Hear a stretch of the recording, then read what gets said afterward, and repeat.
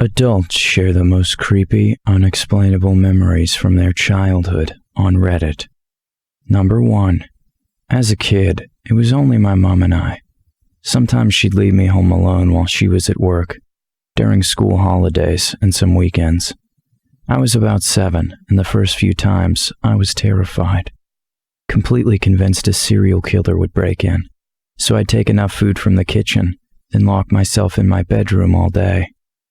Wouldn't drink too much water to avoid using the bathroom. When I watched television, I set it to the lowest volume possible and sat right up close to listen, and I wouldn't turn on any lights when it got dark, just squinted at my books near the window. That way, burglars wouldn't know I was home. I played hiding games with myself sometimes, like can I fit into this hamper so that burglars won't find me if they break in. After a year of nothing happening, my nerves settled, though I was still locking the bedroom door after me. I don't remember what I was doing, but I was in my bedroom when I heard a door slam in the living room during the daytime. I froze. There was a rustling, and I could hear heavy footsteps back and forth. I remained totally still.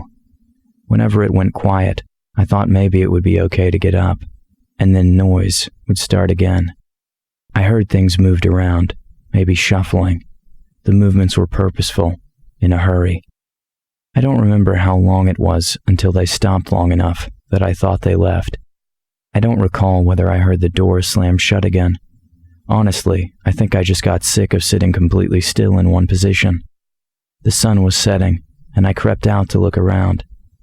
The place was maybe messier, but our shithole apartment was always in disarray, so I couldn't really tell. For some reason, I thought I'd get in trouble if anything was missing, so I started tidying up. My mom came home later, and I didn't say a word. It was probably just my mom coming back for something, or a neighbor, or at most an opportunistic thief who didn't find anything worth stealing. But I did always wonder, what happened that day? Number 2. I could lucid dream when I was a kid. I would actually get really excited to go to bed, because I could decide what to dream and then dream it. I had a recurring character in my lucid dream. He was a boy my age with blonde hair. We would always play in this backyard/playground type setting that has a big brick wall on the edge. One night, I dreamt that we really wanted to find out what was on the other side of that wall.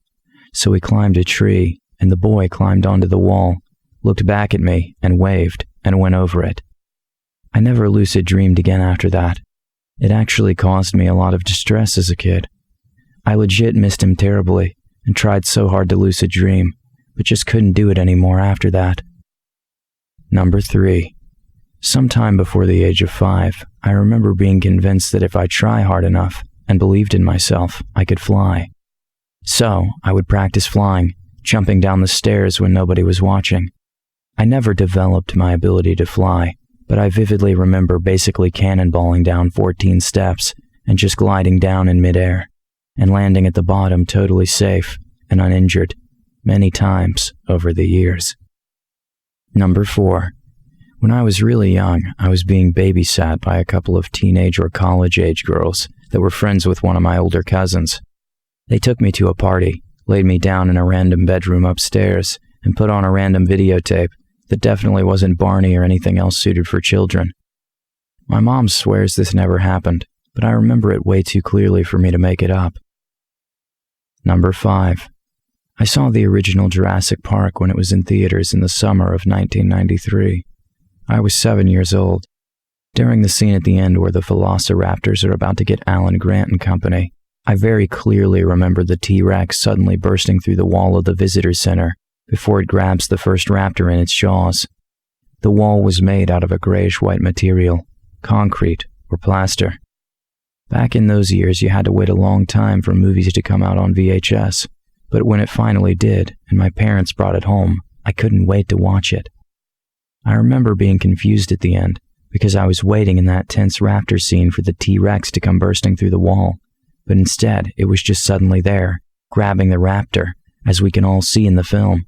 I thought that it didn't seem to make much sense now, because how did the T-Rex get in the building all of a sudden, seemingly without anyone noticing? I suppose I put it out of my mind, and always just figured that it was either my imagination or that the scene of the T-Rex crashing through the wall appeared only in the theatrical version and was removed for the home video. But then recently I decided to Google about that scene and was shocked to discover, at last, that there were others that remembered this scene as well. Rumors persist that the theatrical version of Jurassic Park included a scene towards the end of the film where the Tyrannosaurus actually smashes through a plaster wall in the visitor center. This scene was not included in the DVD or VHS release of the film, and no evidence other than first-person accounts have been found for this scene's existence. Steve Spaz Williams, in his Vimeo channel, said no such scene ever existed. Spaz cannot be said of towing the official line, as he is no longer with ILM, or even in mainstream Hollywood for the matter of fact. So, it may be assumed that he is telling the truth. In other words, Steve Williams, who built the T-Rex used in Jurassic Park and worked on the other dinosaur effects, has stated that there is no such scene. Number 6. My sister and I apparently both had the same dream one night, a scary one. We were staying in this villa where we had to share a room, and we both woke up suddenly. The window was open when it hadn't been before. I realized she was awake as well and told her I'd had a bad dream, and as I started to describe it, she started talking along with me, describing the same dream. In it, this black creature that looked like a bull, only it had shiny, scaly, plastic-looking skin, was standing in the open window with this weird mechanical device, and it somehow fired a projectile at the lamp in the room, which started rocking back and forth.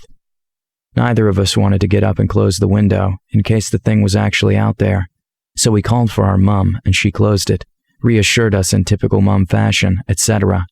For months, we would talk about that incident, and we could never figure out how we both managed to have the same exact dream at the same time. Number 7. I don't believe in the supernatural today, but I used to. Anyway, so there I was, a 7-year-old kid in rural Utah.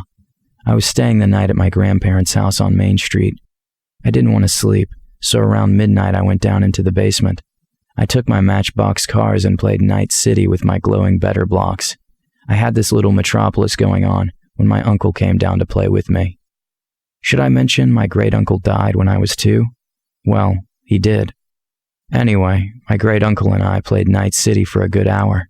I remember it like it was yesterday. He drove the Lincoln because that was his favorite car.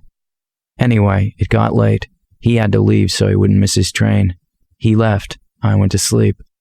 The next morning, I asked when Uncle was coming back to play again. My grandparents were slightly offended that I brought it up.